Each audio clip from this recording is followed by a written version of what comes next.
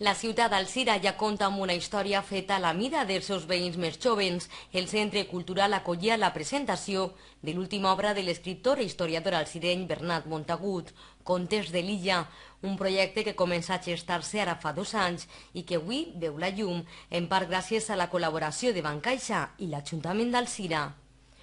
Bueno, una gran alegria. Evidentment era una iniciativa nostra que teníem des de l'Ajuntament d'Alzira, particularment des de l'alcaldia, de poder presentar precisament en el dia d'avui, i què millor fetges, no?, d'ara pràcticament les finestres, en les ja vísperes de les nostres festes nadalenques, de presentar este recorregut per la història d'Alzira en una novetat i en una diferència que el fa únic, no?, en la seva edició, que és una història d'Alzira des dels cibers fins pràcticament l'actualitat, en la que els protagonistes són els més menuts, són els xiquets i xiquetes, i per tant és una història d'Alzira, del nostre poble, del nostre municipi, protagonitzada per els més importants, que són els xiquets i xiquetes, i a més destinada no solament al públic infantil, encara que també, sinó que és un magnífic regal, aprofitant les fetges en les que estem, per a que tot el món pugui conèixer la història del seu poble en jo crec que en unes característiques i una peculiaritat que el fan com dia únic.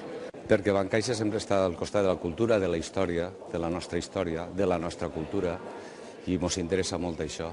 Nosaltres hem participat en aquest projecte, també hem participat mateix en el projecte de la història de l'últim segle d'Alzira, també hem participat en els premis literaris tots els anys, o sigui que nosaltres en Alzira fem un munt de coses de cultura i un munt de coses que nosaltres no publicitem perquè tampoc volem tanta publicitat i ajudem a molta gent, que també és important.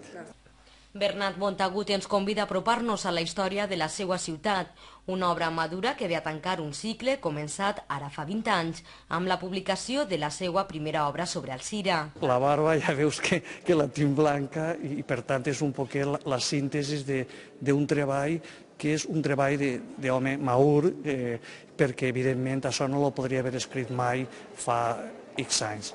Llavors, trobem un poc l'experiència de professor, més de 35 anys, el treball d'escriptor, 5 novel·les, i el treball d'historiador, que és un parell de dotzenes de llibres, fonamentalment de la història local. I per tant és un treball ja, diguem, en què culmina un cicle en aquests contes de l'illa. De 9 contes que abarquen diferents períodes de la història alzirenya, des de la prehistòria fins a l'època actual.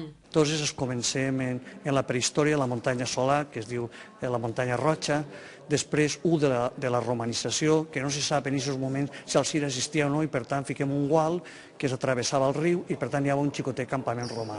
I quan es comença la història d'Alzira és a la plegada de la cultura musulmana, l'islam, i n'hi ha ja 4 contes de l'edat mitjana musulmana, després 4 de la moderna, 4 contemporanis i 4 més dels nostres dies. I, diguem, n'hi ha real que apareix Sorolla, Blasco Ibáñez, el pintor Andreu, els escultors, artistes, el doctor Jaume Ferran, que va inocular. I aquests personatges són reals, però tu saps que en la ficció, fonamentalment, per a que es moga la història tens que inventar personatges. I crec que un dels encerts del llibre, modèstia a part que es diu, és que són xiquets tots els protagonistes, xiquets i xiquetes.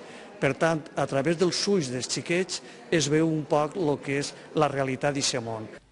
Destaca aquesta obra la profusió d'il·lustracions, aquarel·les realitzades per l'artista alzireny Ferran Buscà. Era complicat perquè eren de 9 contes, cada conte és una història molt diferent i cada volta que ens començàvem totes les vestimentes, els paratges, tot era diferent, teníem que resituar-nos. Jo vaig intentar que sempre hi hagués una il·lustració inicial d'un paratge que ens introduïra en el tema, que n'hi haguera un color que determinara el conte també, que psicològicament influirà en el conte. Clar, poder treballar només en les il·lustracions, sinó en tot l'aspecte tècnic de disseny, per a mi ha sigut una oportunitat molt interessant.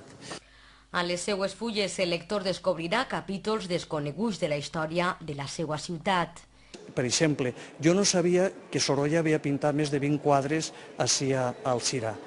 I es va pintar. Entonces, quan es comences a investigar, veuràs aquestes coses. Averigües, per exemple, que hi ha uns xiquets que són los niños de la guerra, que sempre apareixen els pobres xiquets que s'envien a Rússia.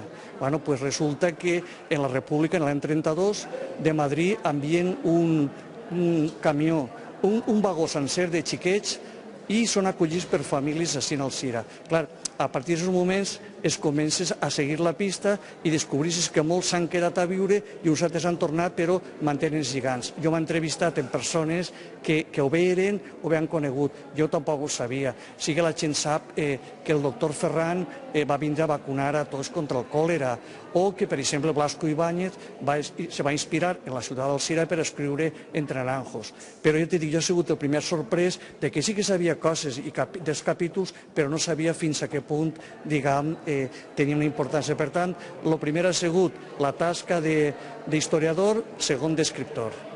Per a Bernat Montagut, escriure este llibre ha suposat un regal, un present que ara ofereix a tots aquells que vulguin gaudir redescobrint paratges i llocs de la capital riberenca. Sens dubte, un bon regal per a estos Nadals.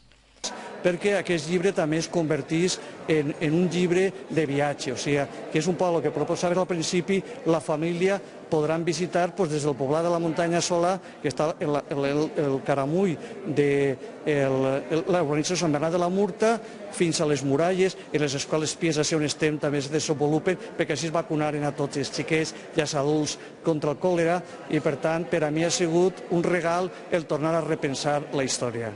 El llibre, publicat en valencià i castellà, es pot adquirir ja en llibreries i al Museu Municipal d'Alzira, el MUMA.